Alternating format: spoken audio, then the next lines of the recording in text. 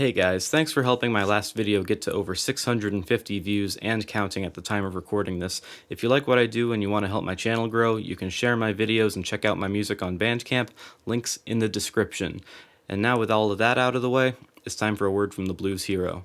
David Gilmour doesn't play chord changes, man. David Gilmour plays by feel. He's a blues guitarist, not a jazz musician. Who's this guy on YouTube saying I'm wrong about David Gilmour? I'm not wrong, he's wrong. Who does he think he is? David Gilmour is a blues guitarist. He plays by feel.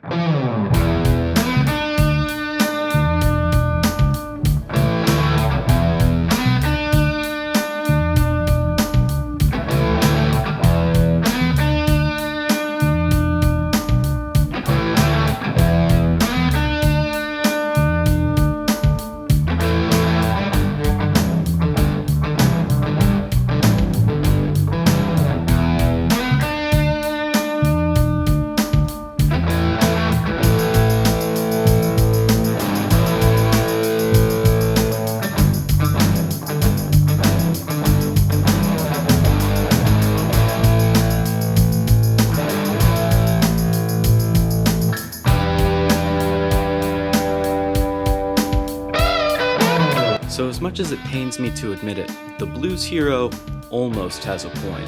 David Gilmour is a blues player, but where the blues hero is wrong is that rather than the blues being incompatible with the more precise, practiced approach of a jazz musician, the two styles actually complement each other, like the infinity stones when used together. In summary, the whole is more than the sum of its parts. If you want to hear what these two approaches sound like when used together, I've linked a video in the description in which I improvise a solo that outlines the chord changes, but with a more bluesy affectation. So with all that being said, I have a question for the blues heroes of the world. How do you know that David Gilmour is a blues player? Because most blues players are characterized as such by their use of the blues scale. But if you listen to the top 5 most popular Pink Floyd songs on Spotify, the blues scale is notably absent from all of the guitar solos. So if one of the blues's most sacred musical innovations is absent from Dave's playing, how do we know he's a blues player? So many will point to Dave's impeccable string bending and vibrato technique, but you could arguably say the same things about guitar virtuoso Steve Vai, and Steve even uses the blues scale more often than Dave does, but it would feel inaccurate to call Steve a blues player, right? So how do we know that David Gilmour is a blues player if Steve Vai fulfills the criteria, but isn't really a blues player? So in my opinion, the thing that sets blues players apart from musicians from other musical genres is the idea that the instrument, regardless of what it is a voice. Few players took this as literally as the great blues player B.B. King, who made an act out of talking to his guitar on stage and pretending it was talking back when he played it, and even named his guitars. But the roots of this idea go much farther back. So many of the earliest recordings of blues guitarists feature the use of a slide, which allows a guitar player to slide between notes and play with a much wider vibrato than they would otherwise be capable of. But using a slide came with several limitations. First of all, whatever fingers holding the slide would not be usable unless playing with the slide. Second of all, in order to facilitate the playing of certain melodies and chord shapes with the slide, alternate tunings had to be used. All of these things combined to make the instrument more challenging to play if one was not willing to fully commit to the use of the slide. So this all started to change in the middle of the 20th century with the invention of the first tremolo bar systems and the adoption of lighter gauge strings by guitarists, allowing them to play with all of the advantages of a slide but without any of the limitations that come with it. The other thing I think all great blues players have to master is the deliberate use of space. In keeping with the idea that the instrument is a voice, many great blues players will leave pockets of silence in their solos in imitation of when a singer has to stop to take a breath. These pockets allow the blues player to add variation to their phrasing and build rhythmic motifs in their solos. If you want to hear a famous example of this, listen to trumpeter Miles Davis's solo on the studio recording of his song So What, link in the description.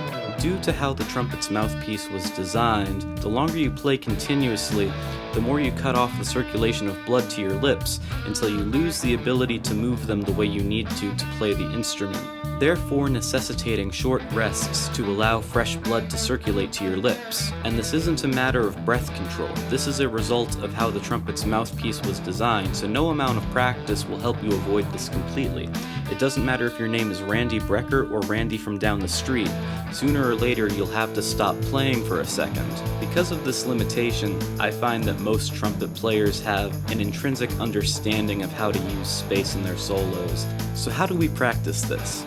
How do we practice imitating a voice with our guitar?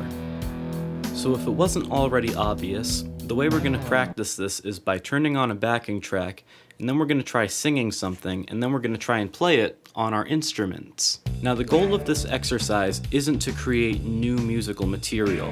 In fact, I highly recommend that you start by trying to sing phrases that you already know very well.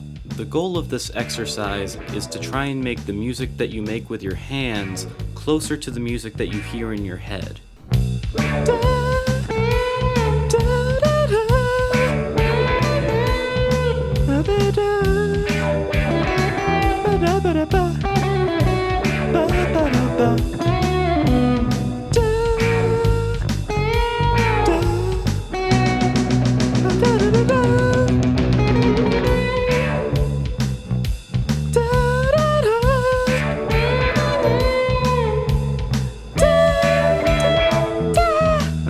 Can't sing that high.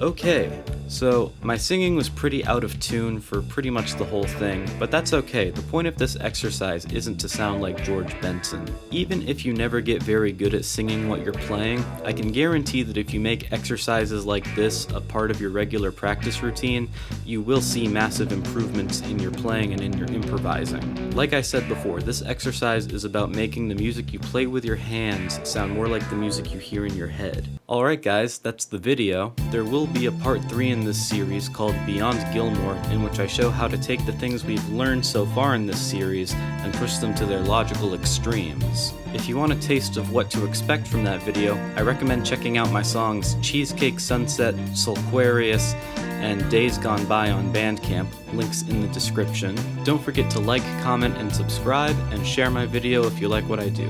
Thanks for watching. Kaiser! You want to help me with the next video, boy? You want to help me with the next video? You want your pig? Go get your pig. Good boy.